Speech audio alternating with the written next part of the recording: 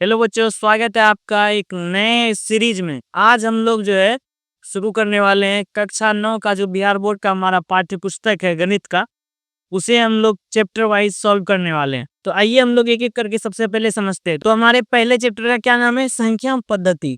हमारे पहले चैप्टर का नाम क्या है? संख्या पद्धति।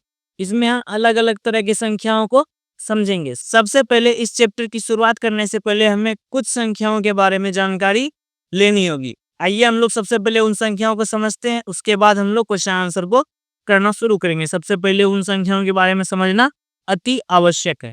तो सबसे पहला हमारा उसमें आता है कौन सा संख्या?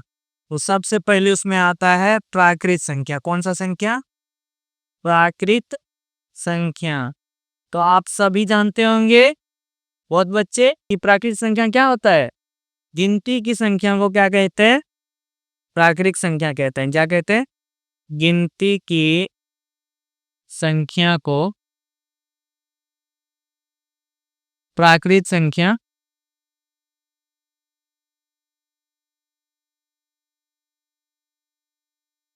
गिनती की संख्या को क्या कहते हैं? प्राकृत संख्या कहते हैं, है ना?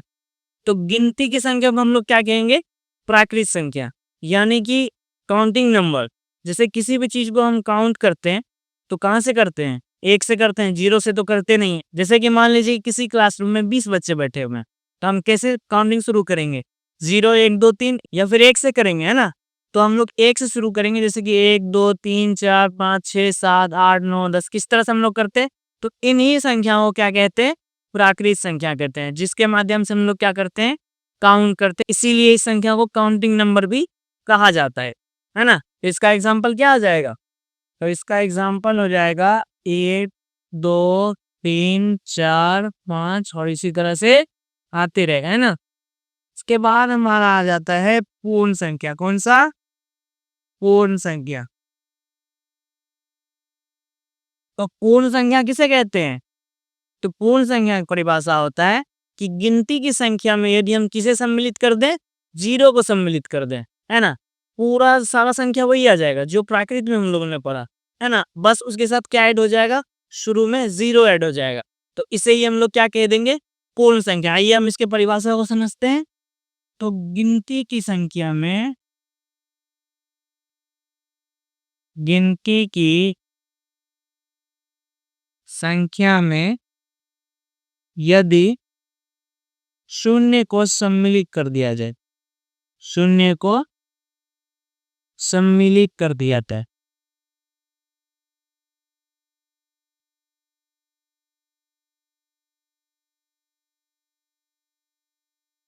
जाए तो उसे क्या कहेंगे? तो उसे हम पूर्ण संख्या कहते हैं, है ना? क्या कारण है बच्चों? कि गिनती की संख्या में यदि हम किसे सम्मिलित कर दें? शून्य को सम्मिलित कर दें, तो उसे हम क्या कहेंगे? पूर्ण संख्या कहेंगे। तो इसका एग्जाम्पल क्या हो जाएगा? तो इसका एग्जाम्पल हो जाएगा 0 1 2 3 4 और 5 और इस तरह से अनंत तक ये आता रहेगा, है ना? नहीं, अब नेक्स्ट देखते हैं हमारा नेक्स्ट क्या रहेगा? तो पूर्णांक संख्या। नेक्स्ट क्या रहेगा? पूर्णांक संख्या। नेक्स्ट हमें समझना है कि पूर्णांक संख्या क्या होता है ना? आइए, तो पूर्णांक संख्या किसे कहेंगे? देखिए, इन संख्याओं में सारा कुछ जो है सीक्वेंस में। अगर आपने प्राकृत संख्या को समझा तो आपको पूर्ण संख्या समझ में आ जाएगा। अगर आपने पूर्ण संख्या को समझा तो आपको पूर्णांक संख्या समझ में आ जाएगा। लेकिन अगर आप बीच में स्किप कर देंगे तो फिर क्या होगा? समझना थोड़ा मुश्किल हो जाएगा। तो नेक्स्ट हम लोग क्या समझेंगे बच्चों? कि पूर्णांक संख्या क्या होता है। आइए हम समझने वाले पूर्णांक संख्या को। तो पूर्णांक संख्या किसे कहेंगे? तो पूर्ण संख्या के साथ यदि क्या शामिल हो जाए? ऋणात्मक संख्या। क्या? ऋणात्मक संख्या। पूर्ण संख्या हम लोगों ने क्या समझा? कि 0 1 2 3 4 5 6 इस तरह का संख्या। और ऋणात्मक का क्या मतलब है? कि यानी माइनस वाला, -1 -2 -3 -4 इस तरह की संख्या यदि उसके साथ आ जाए तो उसे हम क्या कहेंगे? पूर्णांक संख्या कहेंगे। क्या कहेंगे? पूर्णांक संख्या। तो आइए हम इसकी परिभाषा को देखते हैं बच्चों। तो पूर्ण संख्या के साथ पूर्ण संख्या के साथ यदि ऋणात्मक संख्या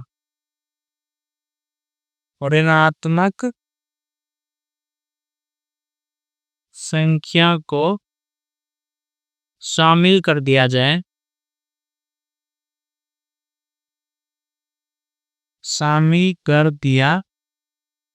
जाए तो उसे हम क्या कहेंगे?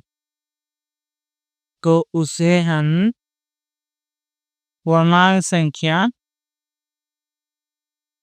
कहते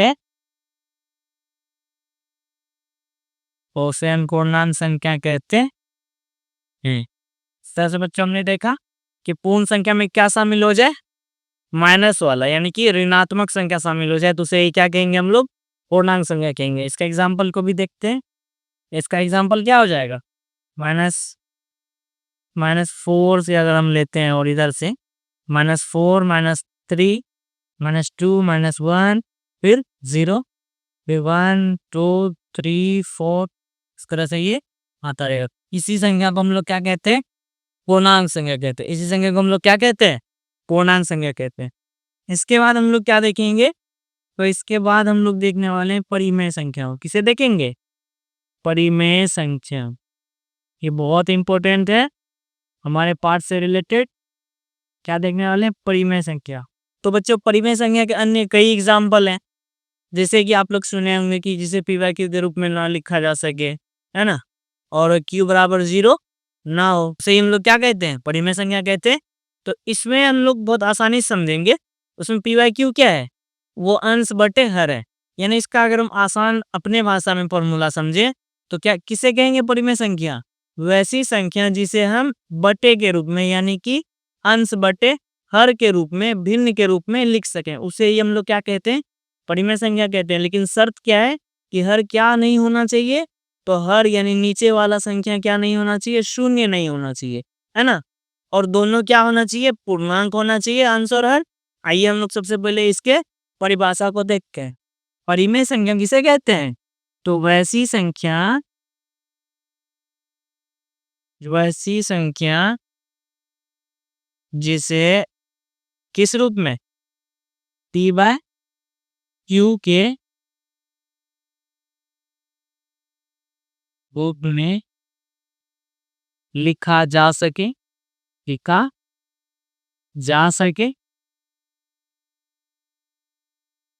परंतु क्या होगा?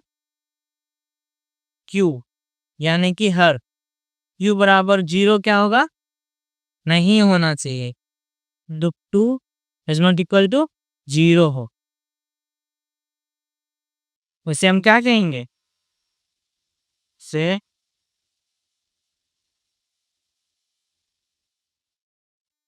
हम क्या कहेंगे? से परिमेय संख्या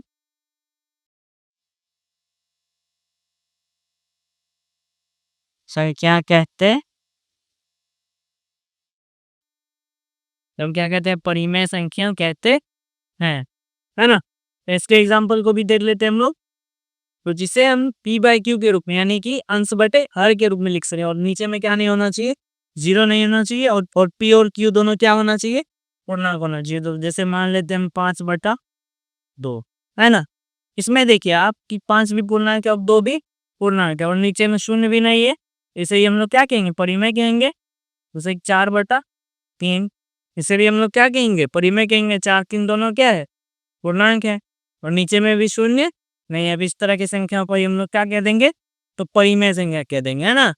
अरे बच्चों लास्ट हम लोग समझते हैं कि अपरिमेय संख्या क्या होता है, इसे समझेंगे। अपरिमेय संख्या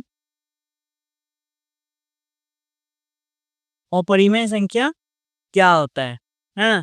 तो ये परिमेय का उल्टा हो जाएगा।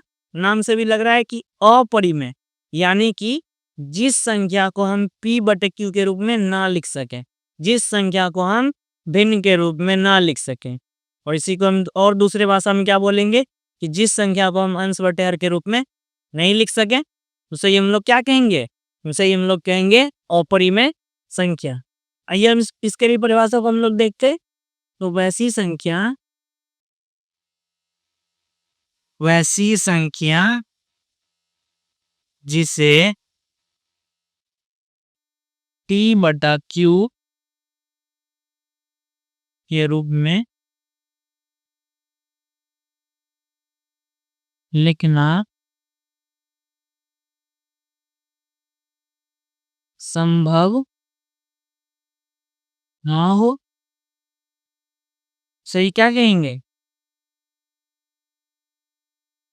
इसे ही अपरिमेय संख्या कहते हैं। हम लोग क्या कहते हैं? अपरिमेय संख्या कहते हैं।